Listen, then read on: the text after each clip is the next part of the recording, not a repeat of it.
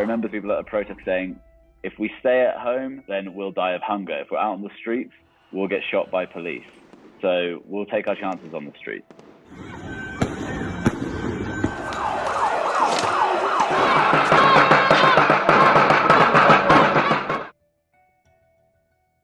For nearly 2 months, Colombians have been marching and protesting against what was initially an unpopular tax hike proposal, which was supposed to fund coronavirus relief measures, but it would have actually hit the middle and working classes even more. The tax reform was just the catalyst, but has since morphed into this wider, howl of outrage against deeply entrenched inequality, economic disparity, which has been the status quo in Colombia for decades. La situación en Colombia de orden público es realmente crítica. Estamos solo exigiendo la igualdad para todos. Somos seres humanos que nos cansamos. Many protesters feel that there are no democratic means of achieving their goals. When people turned out to protest, the police response was brutal. Tear gas, water cannon, flashbang. The rain pelting down, tear gas kind of hangs in the air, it sticks to your eyes, it makes it hard to see and breathe. The protesters start throwing stones and rocks at riot police who respond with more tear gas, and even in some occasions live rounds. And that's often how these protests look in the main commercial avenues. In the poorer neighborhoods on the outskirts is where things get really nasty and really violent. Con todo el equipo, el casco, partido, lleno de sangre. Tras 2 semanas de marchas, han dejado al menos 87 casos de violencia por causas de género. One thing that we're seeing in these protests, which is particularly alarming, is people in civilian clothing firing on protesters. Oiga eso. Oiga. En este momento la policía y hombres de civil disparan. Seemingly, the videos suggest, with the at least tacit approval of police, that only galvanized further the rage that people have against what they say is a completely unfair system that is not set up to listen to them at the ballot box or in the street.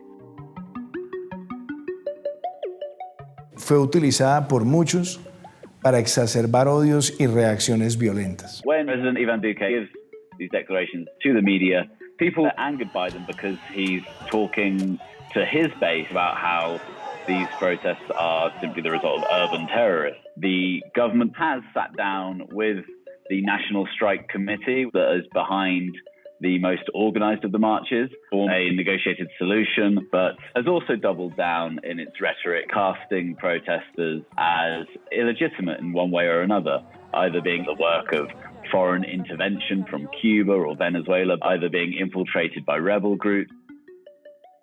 In Colombian protests, there are always accusations of one side infiltrating the other. It helps both sides' narratives to have violence escalate. It also ties into a dark part of Colombian history, long plagued by rebel groups and paramilitary groups.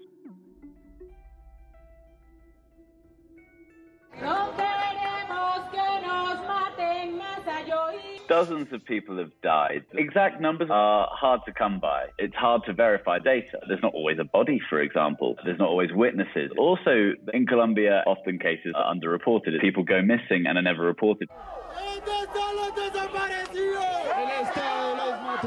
These disappearances suggest people are being arbitrarily detained, and another more macabre possibility is that these are people that are being disappeared and killed, whose bodies may never be found. People will not speak out because they're worried it could affect the chance of their loved one coming home alive, or there could be repercussions against them. It's always impossible to say whether these protests will change anything. These have already made more gains than protests in Colombia usually do, getting concessions such as the tax hike axed.